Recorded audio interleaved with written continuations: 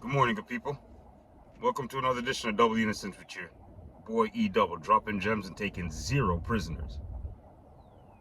For you basketball fans out there, I hope you guys had the opportunity to watch that NCAA women's tournament last night. They had two games on last night. They had South Carolina playing NC State, which was a pretty decent game, but I mean, the results was exactly what I expected. South Carolina moving on. My main interest was in the second game with UConn playing Iowa. Now, I really enjoyed the game. Caitlin Clark, again, I salute you. You are a flat-out baller. Every time I see you play, I get a little bit more impressed. The reason why I enjoyed the game last night was because of the fact of the matter that UConn came out with a game plan. They came out with a game plan to try and make sure they forced the ball out of Caitlin Clark's hands. And as far as I'm concerned, I believe it was a genius idea. And I found it to be very, very effective, especially in the first half. You notice that UConn went into the locker room with the lead in the first half. Now, this is exactly what I was talking about in my previous video when I was mentioning that LSU made no adjustments. I give a lot of kudos to Iowa head coach because during that halftime, she went to the locker room and drew up plays and made adjustments. And if you notice, the second half was played a lot different by Iowa than it was in the second half. Why do you think that is, people? Because the adjustments were made, players followed what the coach instructed, and they carried it out and executed.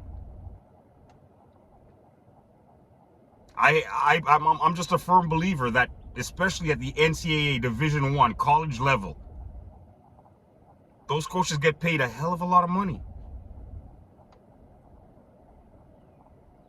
That's the reason why they get paid that kind of money, to make adjustments on the fly, to make their team better, give their team a chance to be competitive and win. That's all I was saying, LSU. That's all I was saying. Now, Caitlin Clark got some help last night. Nikki Mule had a very big game, and Hannah Stuckey, she played very well.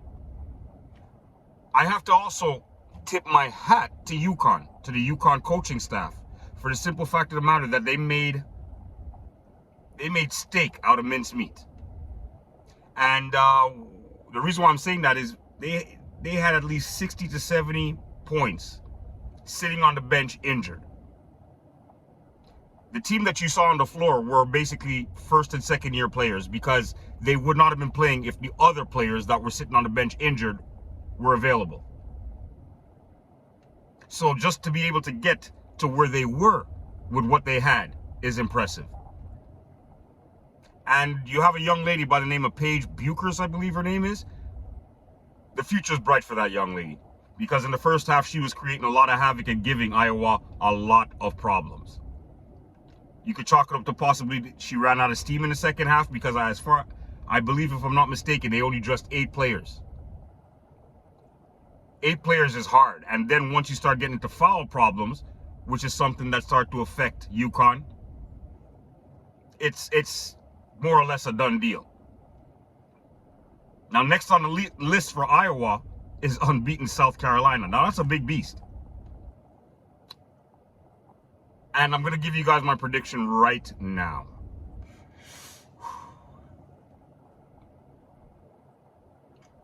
I have a funny feeling that Iowa is going to end up winning the championship this year. That's right, people. You heard me say it. The main reason is because with my past experiences, it's not very often I see a team go undefeated for the regular season and win the championship. Yes, I know you guys are going to say UConn has done it in the past in the female division. I do know that. But I'm just saying, back then, when UConn did it, it was something I heard about on the news. I wasn't following it. I didn't get a chance to witness it. So that's the reason why I got to just stick to what I've witnessed in my life.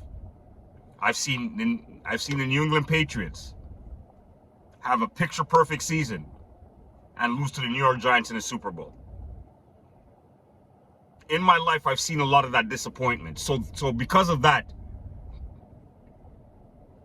I just have a funny feeling that with all the hype that's blown into Caitlin Clark and everything, I have a funny feeling that she is going to be the one to put that one loss on Dawn Staley's record.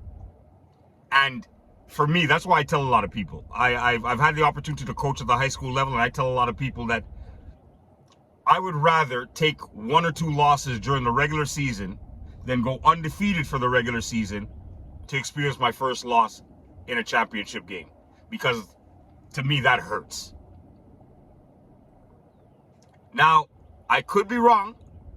I would like to see Dawn Staley and South Carolina go undefeated and win the championship. It would be wonderful because they weren't able to really close the deal last year. So I'd like to see her be able to do it this year. They've been the best team for the last 2 years. So they do kind of deserve the accolades. But like I said, to my experiences, the chances are very slim. Tell me what you guys think. You think that Iowa could do what they've been doing?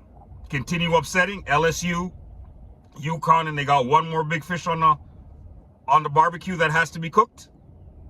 Or do you think that South Carolina, Dawn Staley, could she do what she needs to do and just, finish this book, close the chapter? W in a Sense with your boy E-Dub is out. Have a blessed day, people.